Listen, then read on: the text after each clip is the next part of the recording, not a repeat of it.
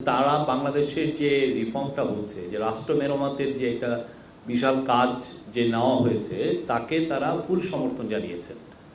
হ্যাঁ, এবং সে আলোকে 6টা কমিশনের ব্যাপারে যেই আপনি যেটা বলেন যে টেকনিক্যাল যে কাজ, এটা তো আসলে লিডার পর্যায়ে এটা আলোচনা হয় না। আপনি যখন ফুল সমর্থন দিলেন তখন হয় কি একটা টেকনিক্যাল পর্যায়ে বা একটা ফরেন সেক্রেটারি লেভেলে এই আলাপগুলো হয়।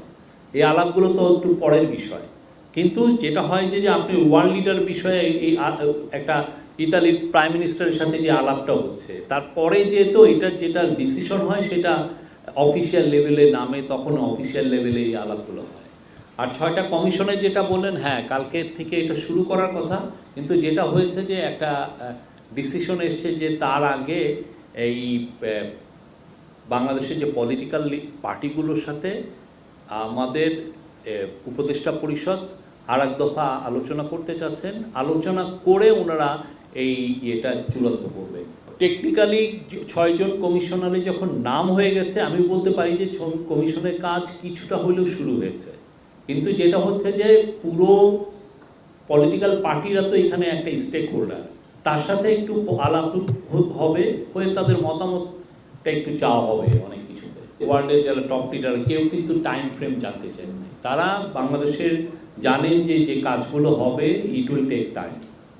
একটা কমিশন হলো, অনেকগুলো কমিশন, এটা তো ধরেন একটা কনস্টিটিউশনাল কমিশন বা ইলেকশনের উপরে যেটা একটা ইলেকশন রিফর্মের উপর যেটা commission, it will take time. তারা এটা জানেন। তাদের যেটা ছিল যে তারা ফুল সমর্থন জানিয়েছে। মানে টাইম ফ্রেমটা জানান, আসলে টাইমটা নির্ভর করবে হচ্ছে যে কমিশনগুলোর যে রিপোর্ট, তারপরে যে পলিটিক্যাল কনসালটেশন, তারপরে যেহেতু টাইমের বিষয়টা আসে যে ইলেকশনটা কবে হবে, আর এটা ওই আলাপে হয় নাই। সেনাপ্রধান যেটা বলেছেন, আমার মনে হয় যে আপনারা রয়টার রিপোর্ট একটু ভালো মতো দেখেন। রয়টারের কিন্তু পুরো কোট আনকোটের মধ্যে কিছু নাই, প্যারাফ্রেজ করে ওরা একটা দিয়েছে, এবং ওই ইয়েটা যদি আপনি দেখেন ওদের 6th প্যারা এটা আছে, 6th প্যারায় ওদের রিপোর্টটা, ওইখানে লেগেছে ফলোয়িং দ্য রিফর্মস, তারপরে ওরা বলছে যে 18 মাস।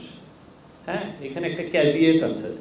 তো সেই জায়গাতে আমরা এখানে এটা 16 মাস না 18 মাস না 12 মাস না 6 মাস, এটা আসলে ডিসাইড করবে বাংলাদেশের জনগণ।